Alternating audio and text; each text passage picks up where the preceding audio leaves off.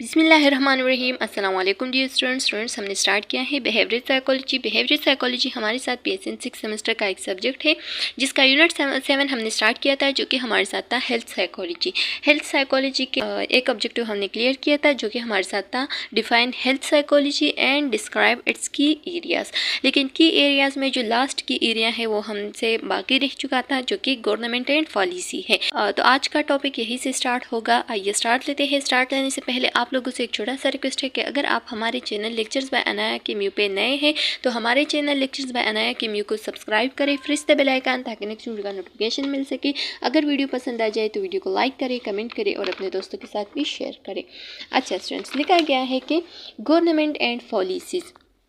इसका एग्जांपल दे दूँ कि गवर्नमेंट एंड पॉलिसी किस तरीके का की एरिया हो सकती है, यानी हमारा बिहेवियर चेंज करवा सकता है।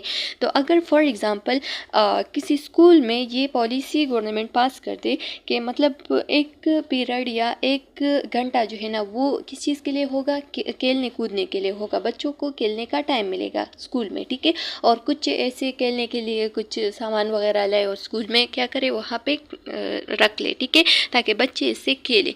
तो उस दौरान जो है ना बच्चे कितने खुशी खुशी स्कूल जाएंगे, क्योंकि उसको पता होगा कि स्कूल में खेलने के लिए ये चीज़ें भी मिलते हैं, ठीक है, और खेलने के लिए जगह भी है, खेलने के लिए एनवायरनमेंट भी मिलता है, वहाँ पे फ्रेंड्स भी है, ठीक है। तो इस खेलने की वजह से बच्चे जो है ना वो सही से सबक भी पढ़ेगी, सही से स्कूल भी जाएगी, उसकी अटेंडेंस भी पूरा होगी और ये कि वो खुशी खुशी स्कूल जाएगी, ठीक है। सो लिखा गया है कि government policy such as tobacco control. अगर टोबैको कंट्रोल का हम एग्जांपल ले लें, ठीक है, कि गवर्नमेंट एक पॉलिसी पास कर ले के टोबैको को कंट्रोल करना चाहिए, ठीक है, यानी जितनी भी लोग जो है ना सिगरेट स्मोकिंग वगैरह कर रहे हैं तो उसके प्रोडक्ट को हम क्या करें, कंट्रोल करें, ठीक है। तो किस तरीके से वो कंट्रोल कर सकते हैं, तो जितने भी अनहेल्दी प्रोडक्ट है, यानी जैसे कि टोबैको प्रोडक्ट हो गए, उस पर टैक्सेशन लगाए। अगर टैक्स लगाया जाए तो टैक्स की वजह से फिर लोग जो है ना वो धीरे धीरे से, मतलब इतने महंगाई के दौर में वो लोग जो है ना फिर क्या करेगा, वो धीरे धीरे से सिगरेट सेसेशन करेगा, यानी सिगरेट को छोड़ने की सोचेगा पहले, फिर जो है ना वो थोड़ा अप्लाई करेगा, ठीक है। और इसी तरीके से सिगरेट स्मोकिंग जो है ना वो इंसानों पे थोड़ा ख़त्म हो जाएगा, ठीक है। इंसान जो है ना वो फिर सिगरेट स्मोकिंग सही से नहीं करेगा, ठीक है। तो ये भी गवर्नमेंट पॉलिसी की वजह से इंसान जो है ना वो सिगरेट स्मोकिंग भी छोड़ सकता है। अच्छा, दूसरा एग्जांपल देती चलूँ कि फॉर एग्जांपल अगर गवर्नमेंट जो है ना ये कानून पास कर ले कि मतलब अगर किसी के जेब में सिगरेट देख लिया, ठीक है, या सिगरेट मिला तो उसके लिए 6 मंथ के लिए जेल होगा, ठीक है। तो वो फिर कोई भी अपने जेब में सिगरेट नहीं रखेगा, ठीक है। तो इस वजह से सिगरेट नोशी जो है ना वो थोड़ा थोड़ा कम होता जाएगा, ठीक है, या प्राइस बढ़ा ले तो इसकी वजह से भी सिगरेट नोशी कम हो जाती है, जैसे कि मैंने आप लोग को टैक्सेशन का या टैक्स का एग्जाम्पल दे दिया। सो लिखा गया है कि taxation on unhealthy products and regulation on जो फूड लेबलिंग है, ठीक है। तो फूड लेबलिंग को रेगुलेट करना है, इसके साथ साथ जितनी भी अनहेल्दी प्रोडक्ट है उसको उस पर टैक्स लगाना, ठीक है, उसको और भी उसके प्राइस बढ़ाना। तो ये सब जो है ना ये हमारे जितनी भी अनहेल्दी बिहेवियर से उसको क्या कर सकते हैं, उसको रोक सकते हैं और उसको पॉजिटिविटी में कन्वर्ट कर सकते हैं। अच्छा, नेक्स्ट लिखा गया है कि हेल्थ एजुकेशन कैंपेन्स, कुछ ऐसे प्रोग्राम्स रखेंगे जिसकी वजह से लोग जो है ना वो ऑर्गेनाइज कर ले कि हाँ ये एक्शन जो है ना ये अच्छा है और ये एक्शन बुरा है, ठीक है। तो अगर कोई सिगरेट स्मोकिंग कर रहा है और उसको अवेयरनेस नहीं है कि इसकी वजह से मेरी डेथ भी हो सकती है, ठीक है, तो अगर आप लोग एंटी स्मोकिंग कैंपेन रख ले तो इसकी वजह से फिर उन लोगों का जो टोबैको यूज़ वगैरह है वो थोड़ा रिड्यूस यानी कम हो सकता है। सो लिखा गया है कि health education campaign, public health campaign can raise awareness and encourage behaviour changes, ठीक है। जितनी भी पब्लिक हेल्थ कैंपेन है ना तो ये लोगों के अवेयरनेस के लिए ही रखे जाते हैं, ताकि लोगों की जितनी भी नेगेटिव बिहेवियर है उसको क्या करें, पॉजिटिविटी में कन्वर्ट करें। For example anti smoking campaign हो गया, ठीक है, जिसका मकसद क्या होता है, aim to reduce tobacco use, ठीक है। उसका मकसद यही होता है कि लोगों को एजुकेट करे, ताकि उन लोगों को पता चल जाए कि ये एक्शन मेरे लिए ख़तरनाक है और ये एक्शन ठीक है, ठीक है। तो वो लोग जो है ना क्या करेगा, फिर टोबैको यूज़ को कम करेगा।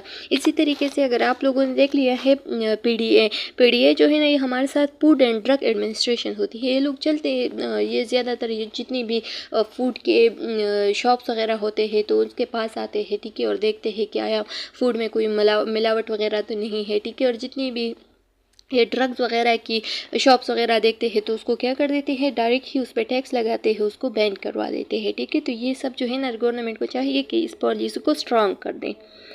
अच्छा, अब जो हमारा नेक्स्ट ऑब्जेक्टिव है वो है लास्ट वन, जो कि क्या है, लोकस ऑफ कंट्रोल है। अब लोकस ऑफ कंट्रोल क्या होती है? लोकस ऑफ कंट्रोल असल में एक इंसान की बिलीफ और परसेप्शन को हम कहते हैं। किस तरीके से? मतलब कि अगर एक इंसान कोई काम कर रहा है ना, तो उसको फ्री कंसेप्शन होती है कि अगर मैं ऐसा कर लूँ तो मेरा रिजल्ट ऐसा आ सकता है, ठीक है। उसको रिजल्ट का ऑलरेडी पता होता है। जैसे कि फॉर एग्जांपल एक स्टूडेंट है और उसका टेस्ट है स्कूल में, ठीक है, और उसने अभी घर में कुछ भी नहीं पढ़ा है और वो चला गया टेस्ट के लिए, ठीक है। तो वहाँ पे उसको पता है कि मुझे कुछ भी नहीं आता है, ठीक है।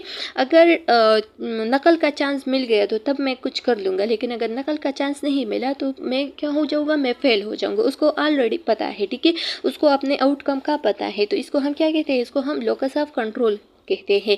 ये ऐसे बिलीव्स और ऐसे परसेप्शन होते हैं जो कि एक इंडिविजुअल खुद कंट्रोल कर सकते हैं। जैसे कि फॉर एग्जांपल मतलब अगर आप कोई काम कर रहे हैं, जैसे कि मैंने आप लोगों को टेस्ट का एग्जांपल दे दिया कि एक स्टूडेंट का टेस्ट है, तो वो स्टूडेंट अगर वो अपना काम कर ले, स्टडी कर ले, पढ़ ले, ठीक है, तो वो जब स्कूल जाएगा तो वो खुशी खुशी अपना टेस्ट देगा और अच्छी मार्क्स के साथ पास हो जाएगा, ठीक है। तो ये जो लोकस ऑफ कंट्रोल है, ये वो उसका परसेप्शन जो है, जो बिलीफ है, वो चेंज भी करवा सकता है। क्योंकि अगर वो पढ़ ले, ठीक है, तो जब वो पढ़ता है तो स्कूल चला जाके वहाँ पे टेस्ट देंगे तो टेस्ट में अच्छे मार्क्स आएंगे, ठीक है। तो ये भी उसको ऑलरेडी परसेप्शन है कि अगर मैंने पढ़ा है तो मैं वहाँ जाके अच्छे मार्क्स लूँगी, ठीक है, मुझे टेस्ट आता होगा। और अगर मैंने कुछ नहीं पढ़ा है तो तब मेरा आउटकम बहुत ख़राब होगा, ठीक है, मेरा रिजल्ट बहुत ख़राब होगा।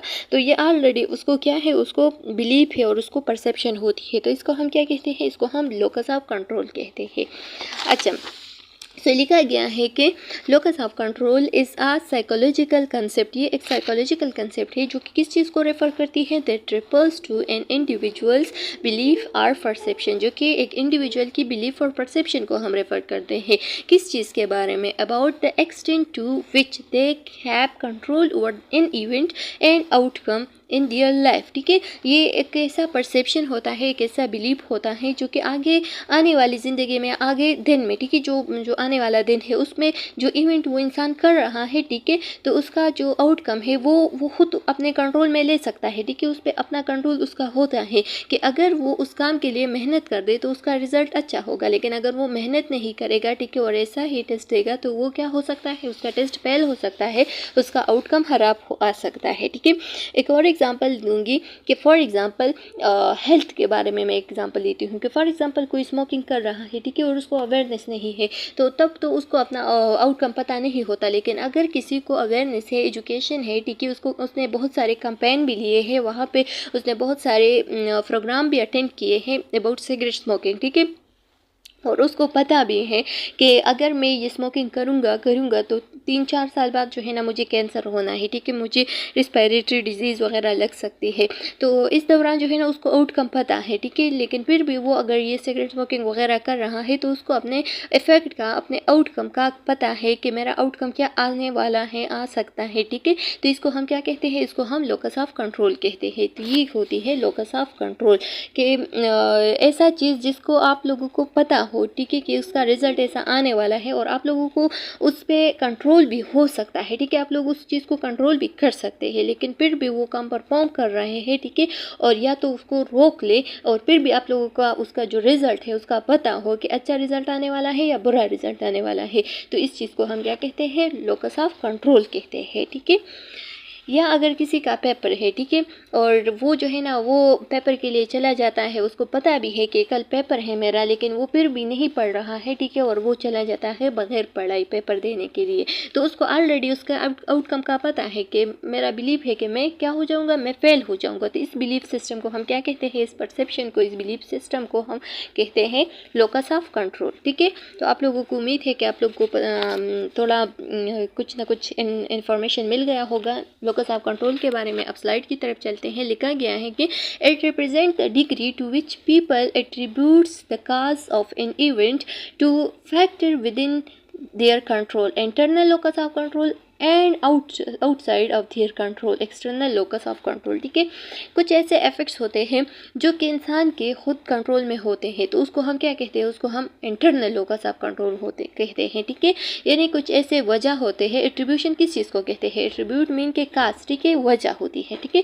तो कुछ ऐसे काज होते हैं, कुछ ऐसे एट्रीब्यूशन होती है, कुछ ऐसे वजह होते हैं, ठीक है, किसी भी इवेंट का जो कि इंसान खुद कंट्रोल कर सकता है। तो जो कंट्रोल में होता है तो उसको हम इंटरनल लोकस ऑफ कंट्रोल कहते हैं, और जो आउट ऑफ कंट्रोल होती है, जो कि कंट्रोल नहीं कर सकते, तो उसको हम एक्सटर्नल लोकस ऑफ कंट्रोल कहते हैं।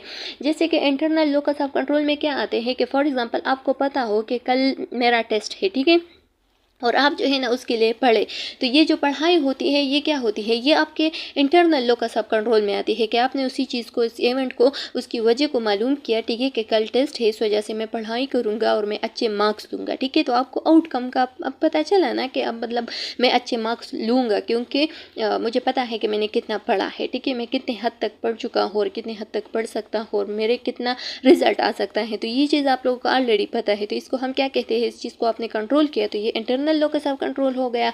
और जो एक्सटर्नल लोकस ऑफ कंट्रोल होती है, तो फॉर एग्जांपल आप लोग क्लास में चले गए और वहाँ पे सरप्राइज टेस्ट आप लोगों को मिल गया। ठीक है, तो जिसने पढ़ा है तो वो लोग अच्छा रिजल्ट उसका आएगा। ठीक है, और जिसने नहीं पढ़ा है, फॉर एग्जांपल आपने नहीं पढ़ा है, तो आप जो है ना उस चीज़ को उस टाइम पे कंट्रोल तो नहीं कर सकते ना, क्योंकि आपने पढ़ा ही नहीं है, तो किस तरीके से अब वो 2-3 मिनट्स में आप लोग जल्दी से सारा कोर्स कवर करेंगे। ठीक है, तो ये चीज़ जो है ना ये एक्सटर्नल लोकस ऑफ कंट्रोल में है, ये चीज़ जो है ना ये आप कंट्रोल नहीं कर सकते। इसका जो आउटकम आएगा वो भी आप लोगों को ऑलरेडी पता है, लेकिन ये एक्सटर्नल वजह से हो गया। ठीक है, इन्वायरमेंट सिचुएशन की वजह से हो गया, जिसका रिजल्ट जो है ना वो सबका तकरीबन सेम आता है फिर। ठीक है, क्योंकि आजकल के स्टूडेंट्स जो है ना वो ज़्यादा नहीं पढ़ते, जो फ्री पढ़ाई होती है ना वो नहीं करते, तो इस वजह से उसका सरप्राइज टेस्ट फिर खराब हो जाता है। अच्छा, नेक्स्ट लिखा गया है कि this concept was developed by psychologist Julian B. ठीक है, ये जो कंसेप्ट है ये किसने डेवलप किया था, साइकोलॉजिस्ट था एक जिसका नाम था जूलियन बी रोटर इन 1950s। ठीक है, तो ये एमसीक्यूज पॉइंट ऑफ व्यू से रिमेंबर रखें। नेक्स्ट हमारे साथ आता है internal locus of control and external locus of control. वही जो इंटरनल और जो एक्सटर्नल लोकस ऑफ कंट्रोल है उसको थोड़ा डिटेल के साथ लिखा है। अच्छा, इंटरनल लोकस ऑफ कंट्रोल। अब इंटरनल लोकस ऑफ कंट्रोल क्या होती है, individual within internal locus of control believe that they have a significant degree of control over their own lifes. ठीक है, इंटरनल लोकस ऑफ कंट्रोल में ऐसा होता है कि इंसान को बहुत अच्छा खासा बिलीफ होता है कि मैं अपनी ज़िंदगी पे अपना कंट्रोल ला सकता हूँ। ठीक है, अगर मैं अच्छे काम करूँगी, अच्छा बिहेवियर परफॉर्म करूँगी, तो मेरा जो आउटकम है, तो मेरा जो हाथमा है वो अच्छा आएगा। ठीक है, लेकिन अगर मैं बुरा काम करूँगी, बुरा बिहेवियर मेरा होगा, तो मेरा हाथमा, मेरा जो आउटकम है वो भी क्या होगा, वो भी बुरा होगा। तो उसको ऑलरेडी पता है कि मुझे अपने आप पे कंट्रोल है, अब मुझ पर ये डिपेंड करता है कि मैं अच्छा काम करता हूँ या बुरा। ठीक है, तो इसको हम क्या कहते हैं, इंटरनल लोकस ऑफ कंट्रोल कहते हैं। सो लिखा गया है कि they tend to attribute their success and failure to their own action, decision and effort. ठीक है, ये जो होता है ना, ये जो इंटरनल लोकस ऑफ कंट्रोल वाला बंदा होता है, तो ये क्या करता है, ये अपने सक्सेस को, अपने फेलियर्स को, सबको अपने आप के, अपने ज़मीर पे, अपने आप पे जो है ना डालते हैं कि हाँ ये मेरे एक्शन, ये मेरे डिसीजन, ये मेरे एफर्ट्स की वजह से ऐसा हो गया है। अगर कोई अच्छा रिजल्ट आता है उसका, ठीक है, तो वो कहता है कि ये मेरी अपनी काबिलियत और इंटेलिजेंस की वजह से आया है। ठीक है, लेकिन अगर कोई बुरा रिजल्ट उसका आता है तो वो तब भी कहता है कि ये मेरी ही वजह से आया है, क्योंकि मैंने स्टडी नहीं की थी। ठीक है, मैंने ऐसा काम किया था, मेरा बिहेवियर अच्छा नहीं था, इस वजह से मेरा जो रिजल्ट है वो अच्छा नहीं आया। ठीक है, मेरे एक्शन, मेरे डिसीजन और मेरे एफर्ट्स की वजह से ऐसा आया है। तो इसको हम क्या कहते हैं, इंटरनल लोकस ऑफ कंट्रोल कहते हैं। अच्छा, अब लिखा गया है कि एक्सटर्नल लोकस ऑफ कंट्रोल। तो एक्सटर्नल लोकस ऑफ कंट्रोल क्या होती है, people with an external locus of control on the other hand believe that external factor, luck, fate or other people primarily determine the outcome of their lifes. ठीक है, लिखा गया है कि external locus of control क्या होता है, external locus of control जो है ना ये आपके कंट्रोल में नहीं होता। ठीक है, ये आप जो है ना आप उस टाइम पे उसको ज़्यादा कंट्रोल नहीं कर सकते। ठीक है, आप लोग जो है ना उस चीज़ को किस चीज़ पे डालते हैं, आपका बिलीफ होता है कि ये मेरे हाथ में नहीं था, ये तो बस किस्मत ने ऐसा करवाया, मेरा किस्मत ही ख़राब है। ठीक है, मेरा लक, मेरा फेट भी किस्मत को कहता है। ठीक है, मेरा फेट भी ख़राब था, मेरा किस्मत भी ख़राब था। ठीक है, इस वजह से मेरा जो काम है वैसा हो गया। है, ठीक है। और ज़्यादातर लोग जो है ना वो फ्री डिटरमाइन भी कर देते हैं कि मतलब मैं जो है ना मैं कभी भी अच्छा रिजल्ट मेरा नहीं आ सकता क्योंकि मेरे किस्मत में अच्छे मार्क्स नहीं है, ठीक है। मैं कभी भी अमीर नहीं बन सकता क्योंकि मेरे किस्मत में अमीरी नहीं है, ठीक है। मैं कभी भी ऐसा काम नहीं कर सकता क्योंकि मेरे किस्मत में ये नहीं है। तो ज़्यादातर ये लोग जो है ना इसी तरीके का बात करते हैं, ठीक है। सब कुछ जो है ना वो किस्मत पे डालते हैं। तो इसको हम एक्सटर्नल लोकस ऑफ कंट्रोल कहते हैं कि हर एक चीज़ को सिचुएशन पे डालना। जैसे कि फॉर एग्जांपल अभी जो लैपटॉप स्कीम का डिस्ट्रीब्यूशन, लैपटॉप डिस्ट्रीब्यूशन आया था, ठीक है। लैपटॉप स्कीम जो प्रोग्राम आया था, ठीक है। तो उसमें अगर आप लोग देख ले तो ज़्यादातर स्टूडेंट्स ऐसे सिलेक्ट हुए हैं जिसके CGPA तो अच्छी थी, लेकिन जो ज़्यादातर ऐसे स्टूडेंट्स हैं जिसकी CGPA अच्छी नहीं है, लेकिन उसी सेमेस्टर में जो 4th सेमेस्टर का रिजल्ट था उसमें ज़्यादा से उसने GPA ली है, ठीक है। और जो CGPA वाले जो अच्छे इंटेलिजेंट स्टूडेंट्स थे तो वो जो है ना वो पीछे रह गए हैं इस लैपटॉप स्कीम में। और जो ज़्यादातर ऐसे स्टूडेंट्स थे जिससे वो लोग जो है ना उसका आउटकम वो क्या नहीं कर सकते, वो लोग जो है ना अपने माइंड में भी नहीं ला सकते कि हम भी सेलेक्ट हो सकते हैं, ठीक है। तो ये जो है ना ये ज़्यादातर किस्मत की वजह से, ये लोग कहते हैं कि बस किस्मत की बात थी, ठीक है। देखो हमारा किस्मत कितना अच्छा है, अभी इस सेमेस्टर में अच्छी GPA आई तो हम लैपटॉप के लिए भी सेलेक्टेड हो गए, ठीक है। फिर हमें लैपटॉप भी मिलेगा। और जो अच्छे स्टूडेंट्स थे, जो इंटेलिजेंट स्टूडेंट्स है जिसका CGPA अच्छा था, ठीक है, तो उसका जो है ना सिलेक्शन नहीं हुआ। तो ये देखो ये भी वो लोग भी कहते हैं कि हमारे किस्मत में ही नहीं था ये, ठीक है। तो इस चीज़ को हम क्या कहते हैं, फिर एक्सटर्नल लोकस ऑफ कंट्रोल कहते हैं। अच्छा, the next one is attribution style. जैसे कि मैंने आप लोगों को बताया भी है जो केलीज एट्रीब्यूशन थ्योरी थी, ठीक है, उसके बारे में भी मैंने बहुत डिस्कस किया है। अगर आप लोगों ने देखना है तो वो आप लोगों को जो एट्रीब्यूशन स्टाइल है ये आप लोगों को मिलेगा बिहेवियर साइकोलॉजी के जो प्लेलिस्ट है उसमें, ठीक है। वहाँ पे आप लोग देख सकते हैं, ये बहुत डिटेल के साथ मैंने आप लोगों को डिस्कस किया है, ठीक है। लेकिन फिर भी यहाँ पे डिस्कस कर लो कि एट्रीब्यूशन स्टाइल क्या होती है। एट्रीब्यूशन स्टाइल असल में साइकोलॉजी में ये जो है ना ये वजह को, यानी जो वजह होती है किसी भी आउटकम के लिए, जो काज होती है किसी भी आउटकम के लिए, ठीक है, तो उसको हम क्या कहते हैं, एट्रीब्यूशन कहते हैं। असल में काज जो है ना ये हमारे साथ एट्रीब्यूशन कहलाती है, ठीक है। सो लिखा गया है कि attribution style in psychology refers to the way individual explain the cause of event or outcome in their lives, ठीक है। ये एट्रीब्यूशन स्टाइल जो है ना ये असल में साइकोलॉजी में किस चीज़ को रेफर करती है, एक इंडिविजुअल की जो भी उसका इवेंट्स आउटकम आता है ना, तो उसकी जो मेन काज होती है, जो मेन वजह होती है, तो उसको हम क्या कहलाते हैं, एट्रीब्यूशन स्टाइल कहलाते हैं, ठीक है। कि वो इंटरनल एट्रीब्यूशन पे क्या करता है, डिपेंड करता है, या एक्सटर्नल पे वो कहता है कि नहीं ये तो मेरी किस्मत की वजह से ये आउटकम आया है, या वो कहता है कि नहीं ये मेरे एक्शन की वजह से आया है, ठीक है। तो इसको अब हम डिस्कस करेंगे डिटेल के साथ यहाँ पे। This explanation or attribution can influence how people perceive and respond to situation, affecting their emotion, behavior और overall well-being, ठीक है। लिखा गया है कि क्या होता है कि ये एक्सप्लेनेशन जो है ना हम किस लिए देते हैं कि दिस एक्सप्लेनेशन और attribution can influence how people perceive, कि किस तरीके से एक इंसान जो है ना वो किसी भी काम को, किसी भी सिचुएशन को परसीव करता है, ठीक है। उसका इमोशन किस तरीके का आता है, उसका इमोशन क्या होता है उस दौरान, ठीक है। और उसका जो फर्दर क्या है कि उसका इमोशन, उसके साथ साथ उसका जो बिहेवियर है और उसका जो ओवरऑल वेलबींग वो है कि नहीं, ठीक है। तो इस चीज़ पे ये सब जो है ना इफेक्ट कर देती है, ठीक है। कि अगर उस पर कोई गम आता है, ठीक है, तो वो किस वजह से, वो उसकी वजह क्या समझती है, ठीक है। वो जो है ना वो क्या कहता है कि मतलब ये मेरी गट्स की वजह से ऐसा आया है, मेरी वजह से ऐसा आया है या नहीं, मेरी जो सिचुएशन है वो ऐसा बन गया है जिसकी वजह से ये जो क्या है, जो आउटकम है या जो गम है या जो भी है, ठीक है, ये आ गया है। तो इस चीज़ को हम देखते हैं एट्रीब्यूशन स्टाइल में। अच्छा, अब दो मेन टाइप्स है एट्रीब्यूशन के, जो कि हमारे साथ क्या है, इंटरनल एट्रीब्यूशन है एक और एक्सटर्नल एट्रीब्यूशन है। इंटरनल जो है ना ये इंसान की जो अपने इंटेलिजेंस, अपने जो गट्स है उसको हम कहलाते हैं कि ये इंटरनल एट्रीब्यूशन स्टाइल की वजह से, मतलब इंटरनल एट्रीब्यूशन की वजह से जो है ना उसका आउटकम इतना अच्छा खासा आया, ठीक है।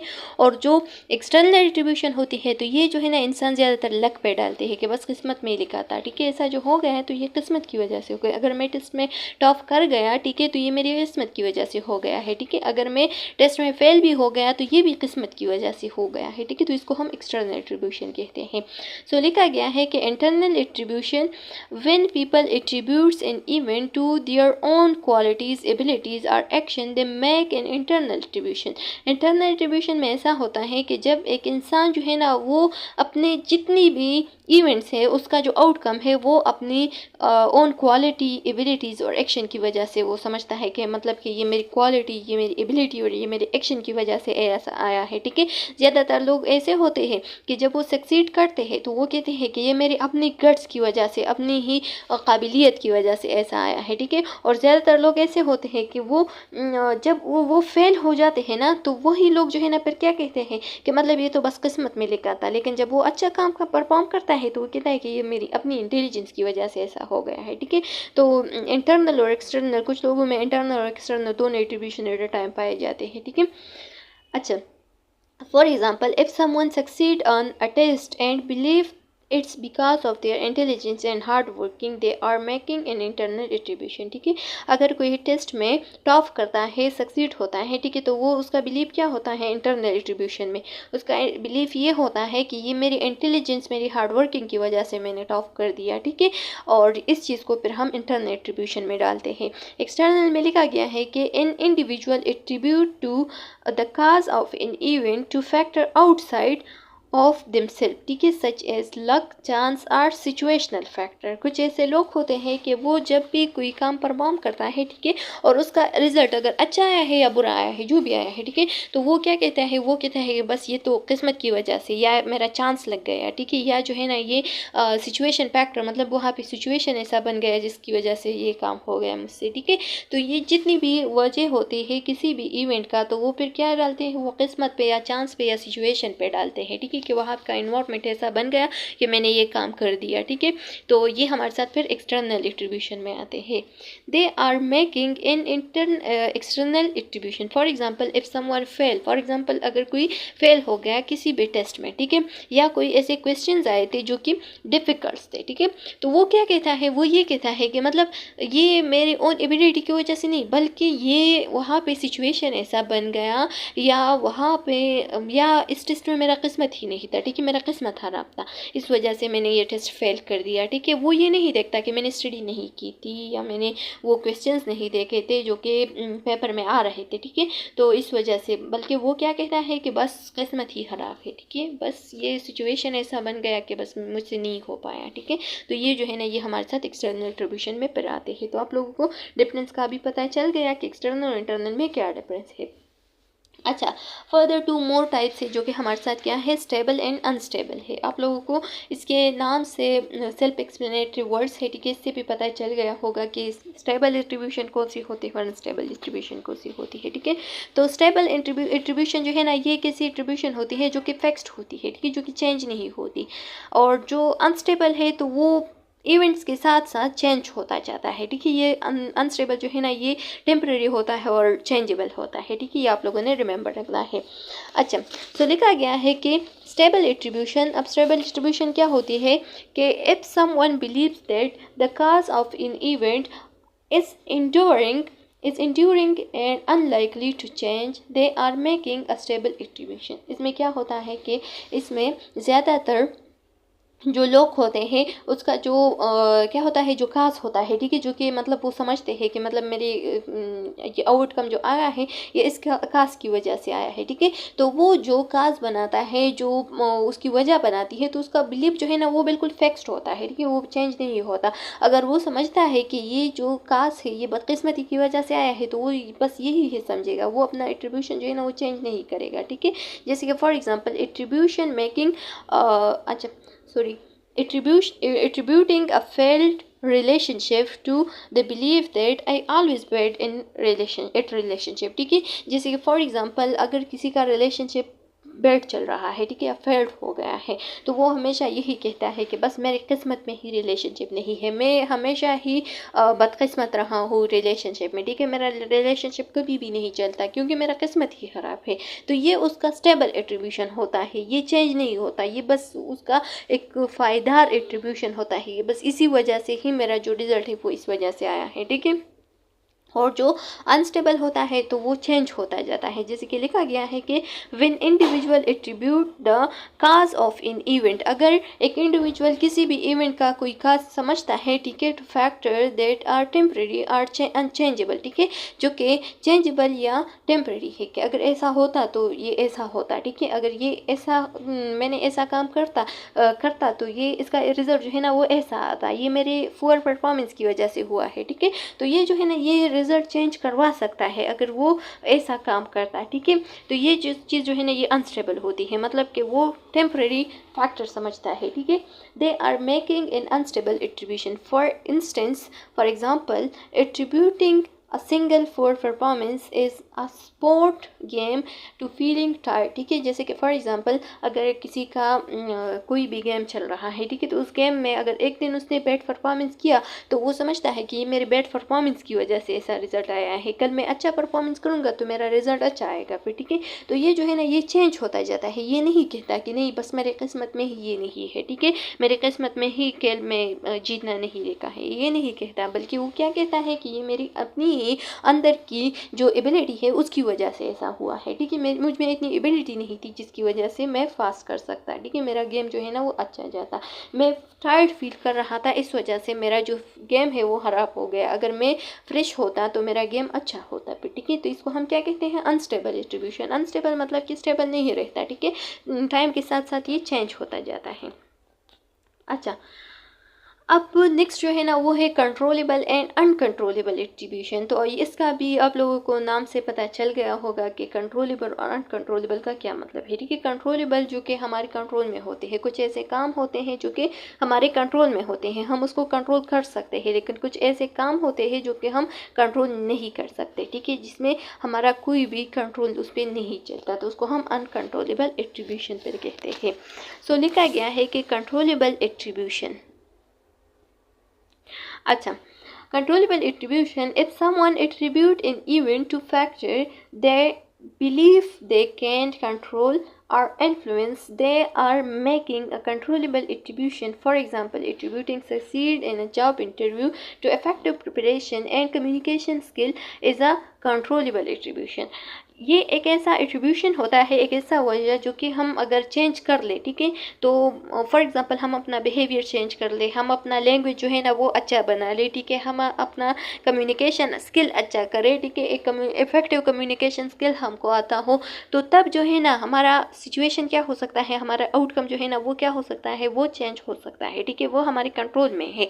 अगर आप एक इंटरव्यू जॉब के लिए जा रहे हैं, ठीक है, किसी भी जॉब का इंटरव्यू देने जा रहे हैं, तो उस दौरान अगर आप अच्छा प्रिपरेशन कर ले, ठीक है, और आप अच्छा कम्युनिकेशन स्किल जो है ना वो तैयार कर ले और आप अच्छी तरीके से कम्युनिकेट करें सामने बंदे से, ठीक है, तो उस दौरान आपने क्या किया, अपना जो एट्रीब्यूशन है, अपना जो आउटकम है उसको चेंज किया, ठीक है, खुद चेंज किया, तो ये कंट्रोलेबल था, आपने कंट्रोल किया उस सिचुएशन को, ठीक है।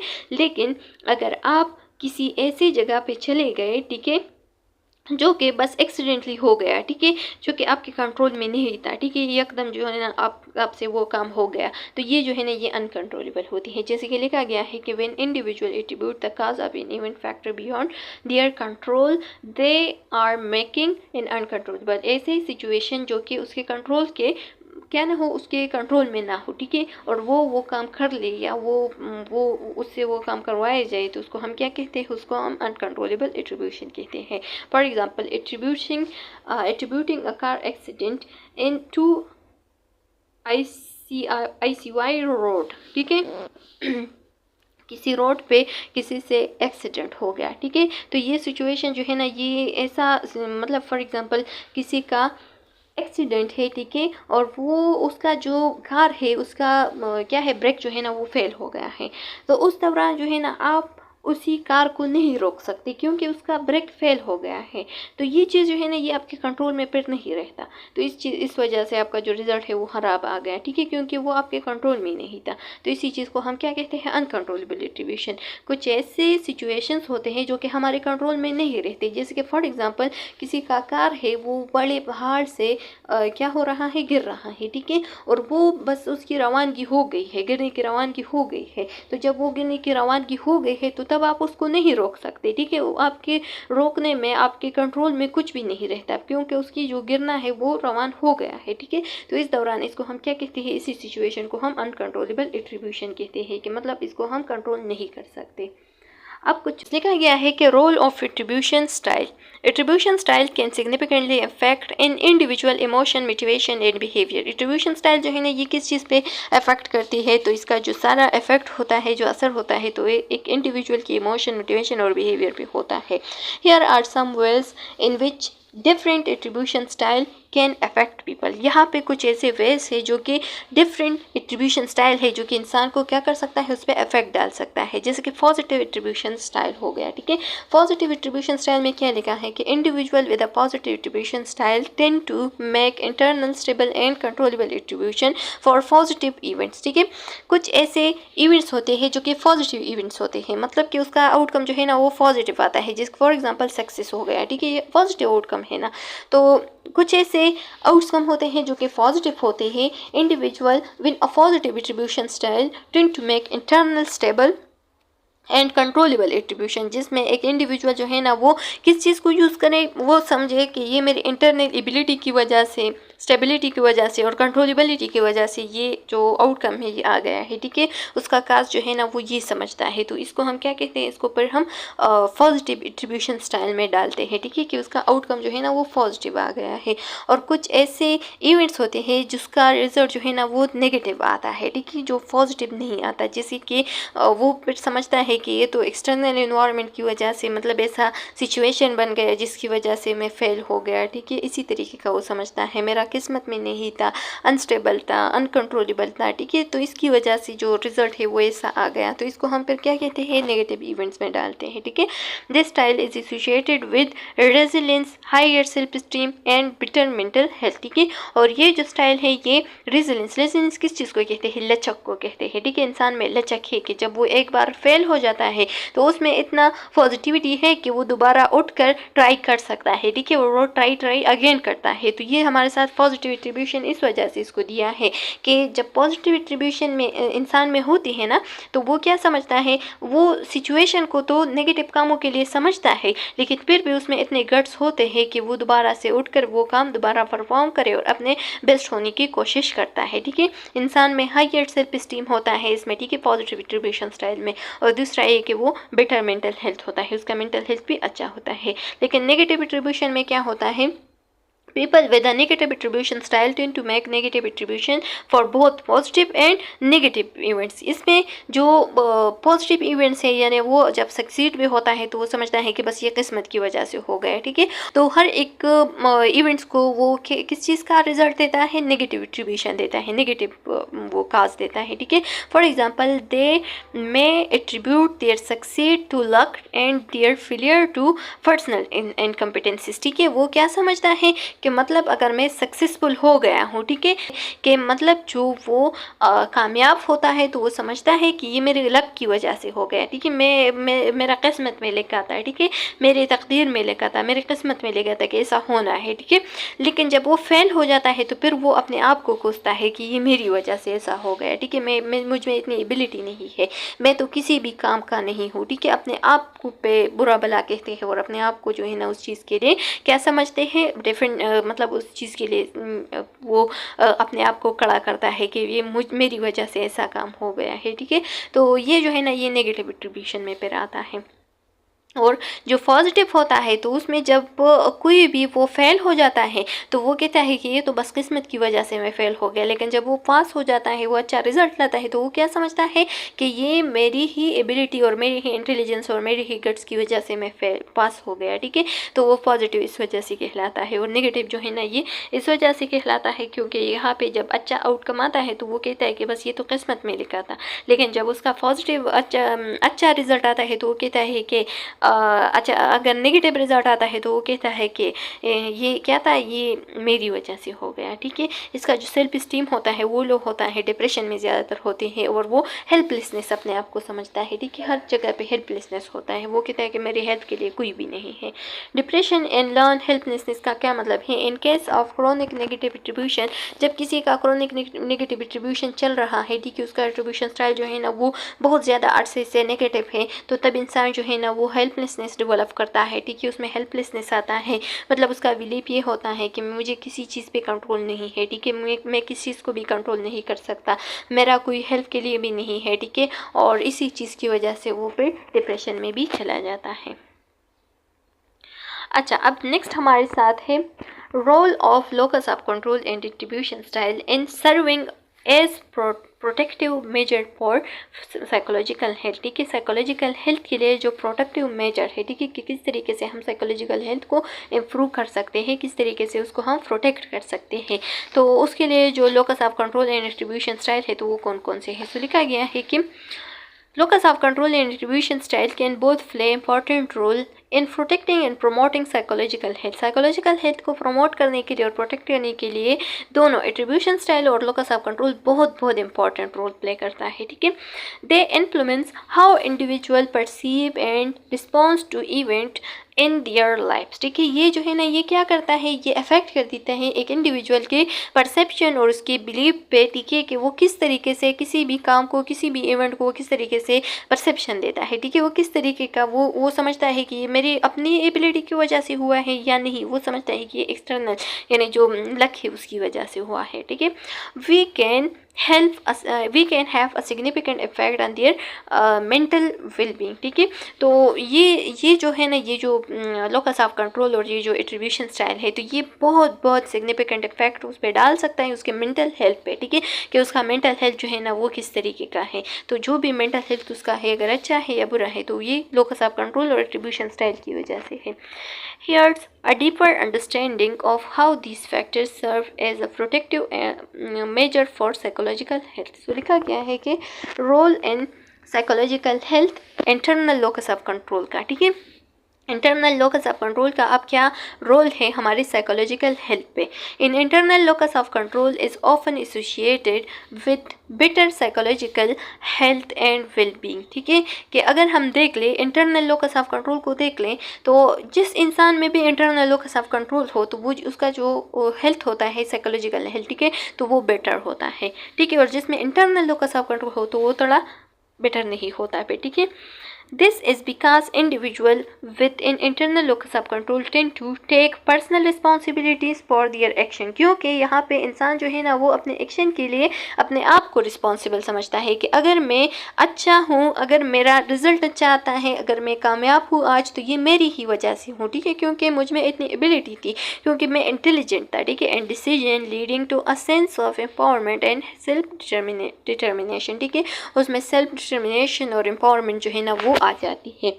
Believe that they can influence self determination, तो आप लोग जानते हैं ना सेल्फ डिटर्मिनेशन हमारे पास असल में जो खुद इरादियत होती है कि वो अपने इरादी की वजह से वो बाइख्तियार था, इस वजह से, ठीक है, वो बाइख्तियार बना है। तो क्यों बना है? क्योंकि उसमें रिस्पॉन्सिबिलिटी और इसमें जो एक्शन उसने परफॉर्म किया है तो वो अपने आप को वो समझता है कि मेरी वजह से, मेरी पर्सनल एबिलिटी और मेरी पर्सनल रिस्पॉन्सिबिलिटी की वजह से आज मैं कामयाब हूँ, ठीक है। तो ये चीज़ जो है ना उसमें बाइख्तियारी और खुद इरादियत लाती है।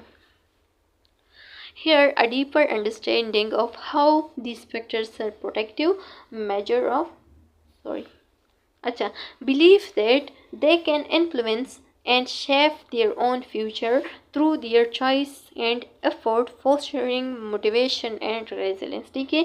ये लोग जो है ना इसका बिलीफ यही होता है कि मैंने जो अपना फ्यूचर चुना है ना, ये जो मेरा फ्यूचर है, ये जो अच्छा फ्यूचर है, तो ये मैंने खुद डिसाइड किया है, ठीक है, मैंने अपने लिए खुद चुना है। अगर मुझ में आज इतना लचक और इतना मोटिवेशन है तो ये इस वजह से है क्योंकि मैंने अपना फ्यूचर जो है ना वो खुद क्या किया है, वो खुद बनाया है, ठीक है, अच्छा बनाया है। और इन लोगों में बहुत ज़्यादा बाइख्तियारी और खुद इरादियत होती है, क्योंकि ये जितने भी अच्छा आउटकम आता है ना तो ये अपने आप को उसका रिस्पॉन्सिबल समझता है कि ये मेरी वजह से ऐसा हुआ है। Exhibit higher level of self efficacy, इसमें सेल्फ एफिकेसी बहुत हायर लेवल में होती है, ठीक है। यानी वो समझता है कि मैं कुछ भी कर सकता हूँ, जो भी काम है वो मैं कर सकता हूँ, ठीक है। Or they believe in their ability to achieve their goals, ठीक है, और इसको बिलीव भी होता है कि हाँ मैं अपना गोल जो है ना वो अचीव कर सकता हूँ। Which can positive impact on mental health, जो कि पॉजिटिवली इम्पैक्ट डालता है मेंटल हेल्थ भी, ठीक है। तो इस इंसान का मेंटल हेल्थ भी अच्छा होता है। बी मोर मोटिवेटिव, ये मोर मोटिवेटेड होता है क्योंकि ये समझता है कि मैं कुछ भी कर सकता हूँ, ठीक है। जितने भी काम है वो मेरे इख्तियार में हो सकते हैं, मेरी अंडर कंट्रोल हो सकते हैं। take protective step to improve their circumstances leading to a sense of control over their lives, ठीक है। प्रोटेक्टिव मेजर को अगर हम लोग देख ले तो लिखा गया है कि promoting in internal locus of control can be a promoting protective measure of for psychological health, ठीक है। अगर किसी में नेगेटिविटी है तो उसको अगर हम इंटरनल लोकस ऑफ कंट्रोल की तरफ लाए, ठीक है, उसमें पॉजिटिविटी और सेल्फ एफिकेसी लाए तो उसका जो मेंटल हेल्थ है, जो साइकोलॉजिकल हेल्थ है वो प्रोटेक्ट हो सकता है। This can be achieved through intervention that focus on building self efficacy, जब उसको अपने किस तरीके से मतलब उसका हम इंटरवेंशन कर सकते हैं, तो अगर उसमें सेल्फ एफिकेसी हम बिल्ड कर ले, ठीक है, इसके साथ साथ जितनी भी प्रॉब्लम सॉल्विंग स्किल है वो दिखाए, ठीक है, और इसके साथ साथ जो पर्सनल एजेंसीज है वो भी वो सीखे, तो इस चीज़ पे अगर वो फोकस करे तो ये इंटरनल लोकस ऑफ कंट्रोल वो अचीव कर सकता है, ठीक है। नेक्स्ट वन है एक्सटर्नल लोकस ऑफ कंट्रोल। अब एक्सटर्नल लोकस ऑफ कंट्रोल का मेंटल हेल्थ किस तरीके का होता है, ठीक है, उस पर क्या है इफेक्ट है, एक्सटर्नल लोकस ऑफ कंट्रोल का क्या इफेक्ट है साइकोलॉजिकल हेल्थ पे।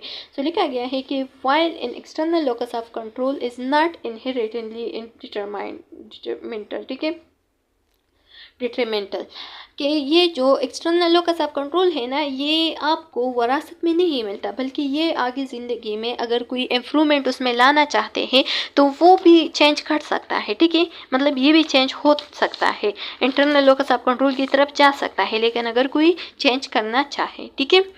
To psychological health, individual with a strong external locus of control may be more prone to stress and feeling of helplessness, ठीक है।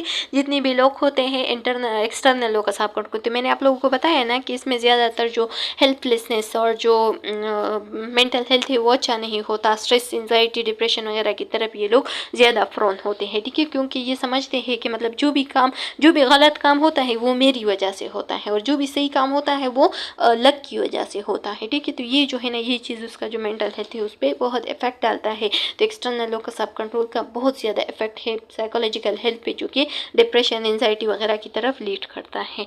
प्रोटेक्टिव मेजर क्या है कि encouraging individual to recognize area where they are exercise control and providing tools for coping with external factor can help mitigate to potential negative effect of an external locus of control, ठीक है, कि अगर हम उस इंसान में ये लचक पैदा कर ले कि जब भी वो फेल होता है तो वो ट्राई अगेन कर ले, ठीक है, और जितनी भी काम है उसको इतना सीवियर ना ले, ठीक है, जितना भी उसका अच्छा आउटकम है वो अपने आप को उसका रिस्पॉन्सिबल समझे कि हाँ ये मेरी वजह से ऐसा हुआ है, और जितनी भी गलत काम आते हैं तो वो समझे कि ये एक्सटर्नल वजह से आता है, ठीक है, मेरी वजह से ये नहीं हुआ है। तो अगर ये चेंजेस हम एक इंसान में लाए, ठीक है, तो और उसको समझे, उसको बताए कि आपने ये एक्सरसाइज करना है, ठीक है, जिसके योगा वगैरह होती है, तो इसकी वजह से फिर उसका जो स्ट्रेस है वो थोड़ा कम हो सकता है और वो इस सिचुएशन के साथ कोप कर सकता है और वो अपने एक्सटर्नल फैक्टर को इंटरनल फैक्टर में कन्वर्ट कर सकता है, ठीक है। तो ये हमारे साथ फिर हेल्प कर सकती है कि उसका जो मेंटल हेल्थ है वो थोड़ा इम्प्रूव हो जाए। अब जो पॉजिटिव और नेगेटिव एट्रीब्यूशन स्टाइल है तो उसका क्या इफेक्ट है, ठीक है, हमारे माइंड पे। तो पॉजिटिव एट्रीब्यूशन स्टाइल को अगर हम देख लें तो पॉजिटिव और नेगेटिव का भी बिल्कुल सेम टू सेम जो है ना ये इंटरनल और एक्सटर्नल की तरह है, ठीक है, कि अगर इंटरनल एट्रीब्यूशन स्टाइल है तो वो पॉजिटिव एट्रीब्यूशन स्टाइल भी है उस इंसान में होगा, ठीक है, sorry internal locus of control है अगर किसी इंसान में तो वो पॉजिटिव एट्रीब्यूशन स्टाइल में होगा, ठीक है, और अगर किसी में एक्सटर्नल लोकस ऑफ कंट्रोल है तो वो बिल्कुल same to same negative attribution style की तरह होगा, ठीक है, यानी वो जो है ना वो गलत कामों के लिए अपने आप को कोसेगा और जो सही काम है तो उसको लक पे डालेगा, ठीक है। तो ये जो है ना ये बिल्कुल सेम टू सेम एक्सटर्नल और एक्सटर्नल लोकस ऑफ कंट्रोल की तरह है, ठीक है। लेकिन फिर भी पढ़ते ही लिखा गया है कि रोल इन साइकोलॉजिकल हेल्थ, किस चीज़ का, पॉजिटिव एट्रीब्यूशन स्टाइल का क्या रोल है साइकोलॉजिकल हेल्थ पे। Positive attribution style involve attributing positive event to internal stable and controllable factors, personal effort in attributing negative event to external, ठीक है। जितने भी पॉजिटिव इवेंट्स आते हैं तो वो समझते हैं कि ये मेरी वजह से, मेरी एबिलिटी और मेरी जो गट्स है उसकी वजह से ऐसा हुआ है, ठीक है। जितनी भी पॉजिटिव इवेंट्स और पॉजिटिव रिजल्ट आते हैं, ठीक है, अच्छा रिजल्ट आता है तो वो समझता है कि ये मेरी पर्सनल एफर्ट्स की वजह से आया है। और जितनी भी गलत काम होते हैं तो समझता है कि ये तो अनस्टेबल और अनकंट्रोलेबल और एक्सटर्नल इन्वायरमेंट की वजह से जो नेगेटिव इवेंट है वो आया है, ठीक है। तो वो फिर सिचुएशन पे उस चीज़ को डालते हैं। These styles are often associated with better psychological health because they foster resilience by encouraging individual to view setback as temporary and controllable challenges rather than impossible failure, ठीक है। इसमें क्या होता है, इसमें जो है ना इंसान का जो साइकोलॉजिकल हेल्थ है वो अच्छा रहता है, क्योंकि वो गलत कामों के लिए सिचुएशन पे डालते हैं और जितने भी सही काम है तो वो समझते हैं कि ये तो मेरी वजह से हो गया है, ठीक है। तो इस इंसान में लचक भी होती है, वो बार बार ट्राई अगेन कर देता है जितनी भी फेलियर है उसको पॉसिबल बनाने की, मतलब जो वो समझता है कि ये मेरी वजह से फेल हो गया है तो ये नहीं सोचता है कि ये मेरी वजह से, बल्कि वो क्या सोचता है कि ये तो सिचुएशन ऐसा बन गया है, नेक्स्ट टाइम अगर मैं ट्राई करूँ तो इसको मैं टॉप भी कर सकता हूँ, ठीक है। उसमें इतना लचक होता है कि वो दोबारा ट्राई अगेन कर सकता है। अच्छा, reduce excessive negative emotions like guilt, shame and helplessness. उसमें जो हेल्पलेसनेस, गिल्ट और शेम वगैरह है ये बहुत कम होते हैं, ठीक है। ऐसे मोटिवेशंस, इमोशंस, ऐसे इमोशंस जो है ना उसमें बहुत ज़्यादा कम होते हैं, जबकि नेगेटिव एट्रीब्यूशन स्टाइल में बहुत ज़्यादा होते हैं ये जो गिल्ट और शेम और हेल्पलेसनेस है। Enhance overall well being, life satisfaction and emotional health, ठीक है। उसमें ज़्यादातर लाइफ सेटिस्फैक्शन, इमोशनल हेल्थ और वेल-बीइंग ये ज़्यादा होती है, ठीक है, as compare to guilt, shame वगैरह। अच्छा, प्रोटेक्टिव मेजर क्या है कि cognitive behaviour attribution such as cognitive restructuring can help individual develop more positive attribution as by challenging and changing negative thoughts to pattern, ठीक है। अगर किसी में नेगेटिव एट्रीब्यूशन है तो उसको हम पॉजिटिविटी की तरफ अगर कन्वर्ट कर दे, ठीक है, तो उसका जो जितना भी पॉजिटिव इफेक्ट है, पॉजिटिव एट्रीब्यूशन स्टाइल है उसमें कन्वर्ट कर ले, वो उसको ज़्यादा से ज़्यादा कर ले तो उसका जो मेंटल हेल्थ है वो अच्छा हो सकता है। नेक्स्ट हमारे साथ है जो लास्ट वन है वो है negative attribution style.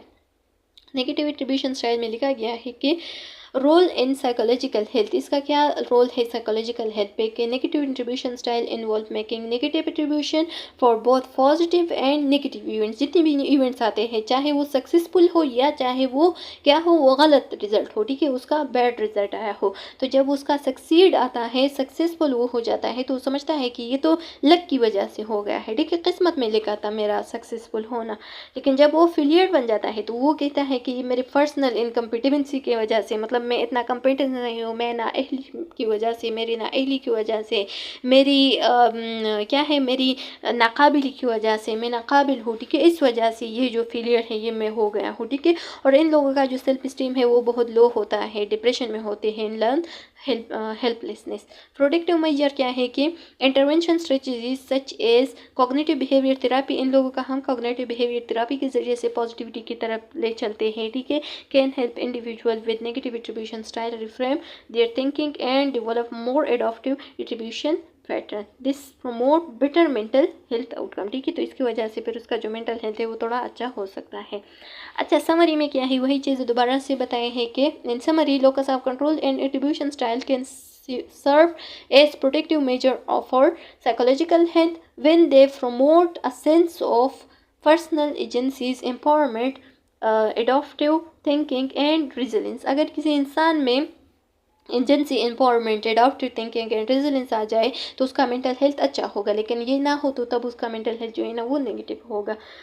Intervention and therapies are that focus on cultivating internal locus of control, positive attribution style and cognitive restructuring can be effective in enhancing psychological well-being and mitigating। आप लोग जानते हैं mitigating किस चीज़ को कहते हैं? Mitigating जो है ना, ये असल में स्टॉप करना, ठीक है, ख़त्म करना, बस स्टॉप करना। The negative effect of external locus of control and negative attribution style. अगर किसी में पॉजिटिविटी आए, ठीक है, पॉजिटिव एट्रीब्यूशन स्टाइल आ जाए, इंटरनल लोकस ऑफ कंट्रोल आ जाए, तो उसकी जितनी भी नेगेटिविटी है, जितनी भी negative external locus of control है या नेगेटिव एट्रीब्यूशन स्टाइल है, तो वो जो है ना वो ख़त्म होता जाता है, ठीक है। तो चलो स्टूडेंट्स, उम्मीद है कि यहाँ तक आप लोग को समझ आ गया होगा। फिर भी अगर कोई क्वेश्चन कम्प्लिकेशन है तो आप लोग पूछ सकते हैं। यहाँ तक आप लोगों का चैप्टर कंप्लीट हो गया है। नेक्स्ट लेक्चर में हम यूनिट 8 को स्टार्ट करेंगे। नेक्स्ट में मिलते हैं, तब तक के लिए अल्लाह हाफिज़।